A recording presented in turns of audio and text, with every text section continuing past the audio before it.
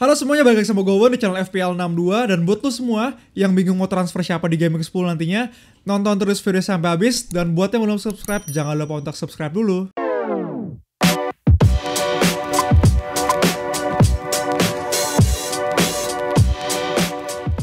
Tapi sebelumnya gue mau ingetin sama lo semua satu game yang seru banget, yaitu MPL Fantasy. Game yang cocok banget sama kita semua yang suka banget sepak bola dan juga suka game fantasy.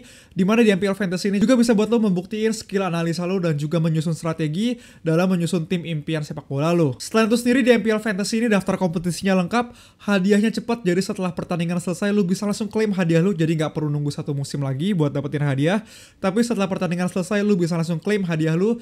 Dan yang terakhir pastinya main MPL Fantasy, nonton bola bakal jauh lebih seru karena lo ikutan deg-degan nungguin hasil tim MPL Fantasy lo bakal kayak gimana. Ditambah lagi MPL Fantasy ini hadiahnya berupa bulan kemenangan yang bisa lo tarik menjadi saldo GoPay atau saldo link aja. Jadi untuk sekarang, satu bulan kemenangan ini lo bisa tarik menjadi 200 saldo GoPay atau saldo link aja yang bisa langsung lo pakai buat jajan, buat beli sepatu bola, beli baju bola, atau bahkan buat subscribe ke Mola TV gitu ya untuk nonton kompetisi Inggris. Nah, seperti kita tahu juga kompetisi Inggris sudah memasuki Game Week 10 nantinya, dimana pastinya banyak banget pertandingan seru. Contohnya antara Spurs yang akan berhadapan dengan Manchester United, dimana kedua pelatih dari kedua klub ini gue rasa sama-sama diunjuk tanduk gitu ya. Jadi seru banget pastinya sambil nonton kompetisi Inggris sambil juga main MPL Fantasy. Nah, tapi selain kompetisi Inggris juga ada kompetisi Champions Eropa yang wajib banget lo tonton dan juga mainin di MPL Fantasy, karena di MPL Fantasy ini dijamin seru, lo bisa nyusun tim lo dan bakal ada konten spesial untuk semua pertandingan, khususnya di kompetisi Inggris musim 2021. Jadi di MPL Fantasy ini pertandingan lengkap, banyak kontes gratis, dan total hadiahnya mencapai puluhan ribu berlian kemenangan. Nah, nonton bola bakal jauh lebih seru sambil main MPL Fantasy, karena kalau lu jago dalam nyusun tim, lu bakal dapetin berlian kemenangan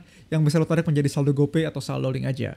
Untuk sekarang, langsung aja kita mulai ke pembahasan kita di Game Week 10 nantinya. Oke, di sini tapi pertama-tama gue mau review dulu tim gue untuk Game Week 9 kemarin, dimana gue dapetin 100 poin, akhirnya gue dapet 3 digit lagi di FPL gitu ya.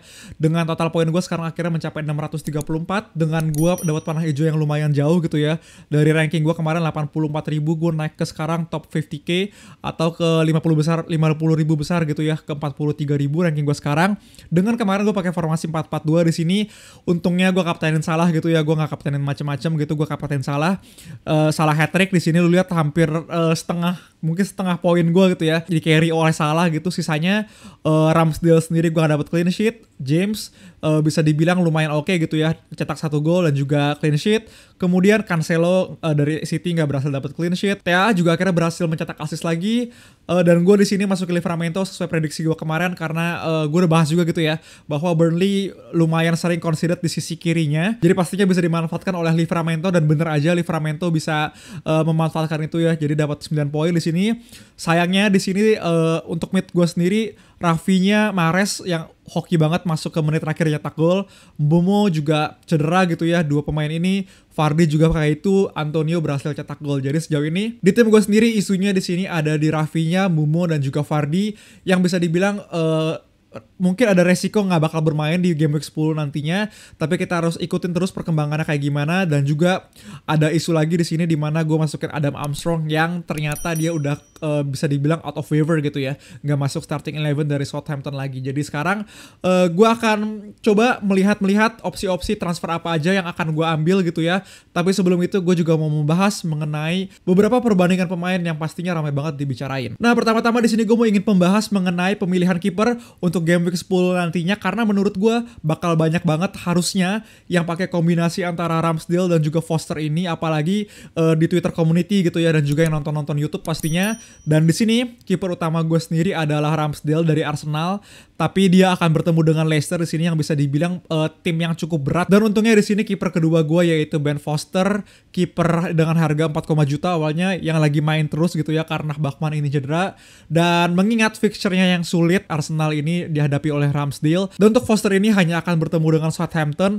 Jadi banyak banget perdebatan kiper manakah yang harus kita starting di 11 pemain FPL kita. Nah, di sini kalau lihat sendiri secara data semuanya jauh lebih bagus Ramsdale gitu ya, seperti XG on target conceded, bahkan sampai XG preventednya Ramsdale itu jauh lebih bagus daripada Foster itu sendiri.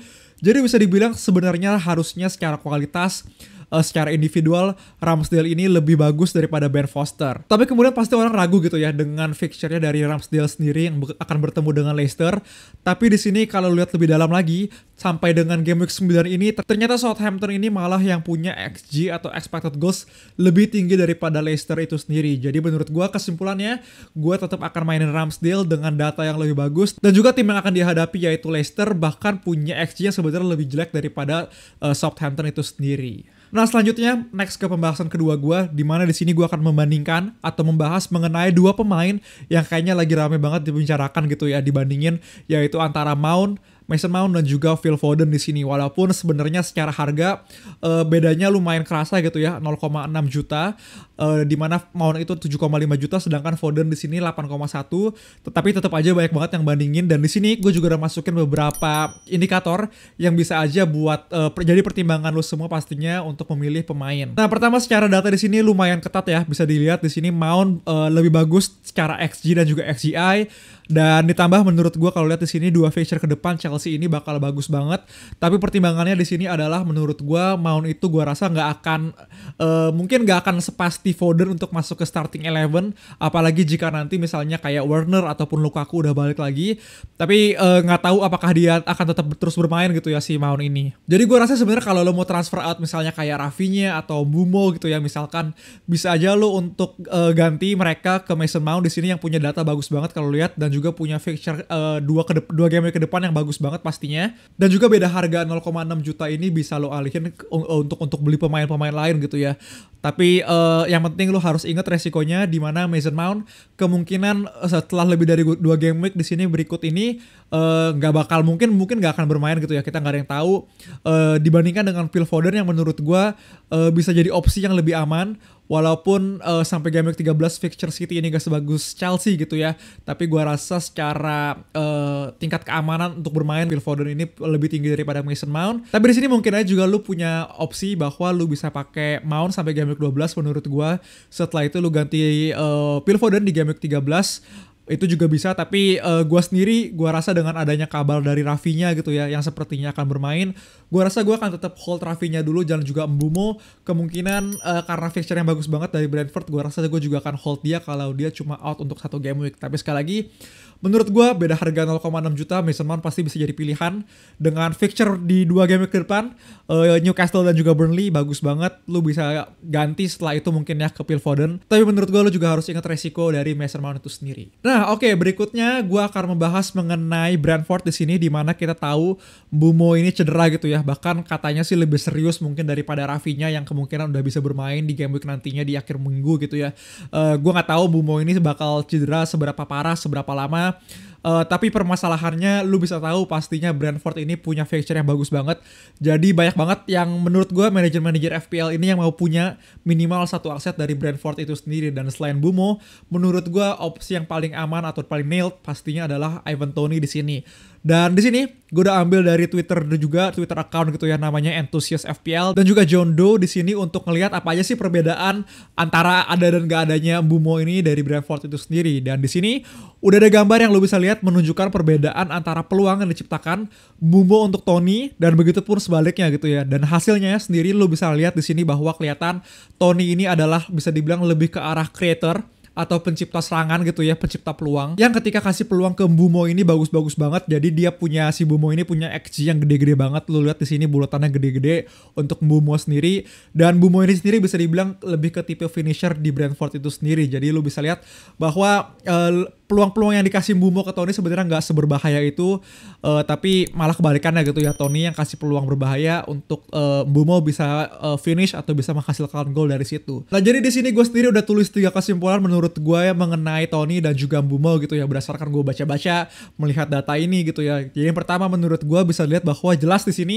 Toney ini lebih mengarah ke arah seorang kreator yang memberikan service. Jadi menurut gue ini nyambung juga dengan konklusi kedua gue, yaitu adalah Toney menurut gue pastinya akan tetap berbahaya tanpa Mbeumo itu sendiri, karena menurut gue Mbeumo emang pada dasarnya juga jarang kasih peluang-peluang berbahaya kepada atau operan-operan enak gitu ya ke Toney itu sendiri. Tapi di sini yang perlu kita ingat lagi adalah pengganti Mbumo itu sendiri. Kita tahu Tony sering banget supply ke Mbumo, tapi sekali lagi ini bukan Mbumo yang bermain kalau misalnya Mbumo cedera, tapi penggantinya. Dan kita harus ingat apakah penggantinya ini sama bagusnya dengan Mbumo. Karena kita tahu emang operan Tony atau misalnya peluang-peluang yang diciptakan oleh Ivan Toney gitu ya bagus-bagus banget buat Mbumo. Tapi kita nggak boleh tinggalin atau kita nggak boleh mengabaikan juga faktor bahwa itu bisa terjadi atau itu bisa jadi gol atau itu bisa jadi peluang yang berbahaya. Itu juga ada peran dari Mbumo itu sendiri, baik misalnya pergerakan tanpa bola, positioningnya, atau bahkan misalnya kayak lain-lainnya gitu ya dari yang Mbumo sendiri. Jadi pastinya itu kita harus perhatiin lagi penggantinya Mbumo itu sendiri. Dan terakhir menurut si John Doe di Twitter ini yang gue baca bahwa 28% tembakan yang mereka berdua hasilkan gitu ya, baik Ivan Toney ataupun juga Mbumo, itu diciptakan berkat satu sama lainnya. Jadi menurut gue sendiri angka 28% ini lumayan ya. Dan gue karena rencananya kemungkinan akan mungkin ganti Adam Armstrong gue tadi yang gue bilang udah kayak jadi deadwood di bench gue rasa akan bagus. Gue akan menurut gue tetap worth it untuk ngambil kurang 28% itu ya Ivan Toney untuk masuk ke tim FPL gue untuk minggu depan. Oke, jadi di sini masuk ke rencana transfer plan gue untuk Game Week 10 nantinya, dimana sekarang seperti ini tim gue sejauh ini gue belum melakukan transfer apa-apa dari Game Week 9 kemarin, masih formasi yang sama, kapten yang sama gitu ya. Gue nggak bahas kaptensi di sini karena gue rasa salah jadi salah satu opsi kapten paling mungkin menurut gue game week ini gue rasa nggak banyak perdebatan gitu ya, apalagi setelah Salah hat-trick juga kemarin lawan Manchester United. Gue rasa semua orang akan kapten Salah, dan gue rasa agak sedikit berisiko banget kalau lu nggak kaptenin Salah dan Salah nyetak gol gitu ya, lu akan jatuh dalam banget. Tapi pastinya bisa jadi juga ada diferensial menurut gue bagus banget untuk nanti di game week 10, tapi gue nggak akan bahas sekarang karena gue rasa gue akan fokus kepada Salah gitu ya untuk kapten di game week 10. Kemudian sisanya untuk pemain-pemain gue rasa di sini permasalahan yang ada, Rafinya gue rasa akan bermain dengan mendengar isu-isu kabar-kabar bahwa dia banyak yang bilang bakal bermain gitu ya di game week 10 di akhir minggu nanti. Jadi gue rasa Rafinya bukan salah satu isu gue, tapi gue akan fokus kepada Mbumo dan juga Vardy. Dan bahkan sama satu pemain gue yaitu Adam Armstrong di sini yang setelah game week 8 gue wildcard gitu, tapi ternyata dia nggak dimainin lagi di Southampton, nggak masuk starting 11 dan juga malah masuknya menit 89, mainnya di Carabao Cup kemarin dan juga nggak berhasil cetak gol. Gue rasa dia nggak akan bermain sih di FPL atau di minggu game week 10 nantinya. Jadi menurut gue sekarang permasalahannya gue rasa ada di Mbumo dan juga Vardy. Vardy gue rasa gue nggak akan transfer dulu, Mbumo gue rasa juga. Tapi gue rasa gue bahkan mungkin lebih masuk akal, mungkin gue akan melakukan transfer ke Adam Armstrong gitu ya. Mungkin gue akan ganti dia dengan Ivan Toney, atau bahkan gue ganti sama Broja aja, atau gue gak tau bacanya Broja atau Broha, tapi mungkin Broja gitu ya. Tapi gue rasa gue akan ganti sama dua itu karena Ivan Toney gue udah jelasin tadi bahwa Brentford punya fixture yang bagus banget, dan kalau Mbumo nggak main gue rasa dia bisa cover untuk tim Brentford gue di situ.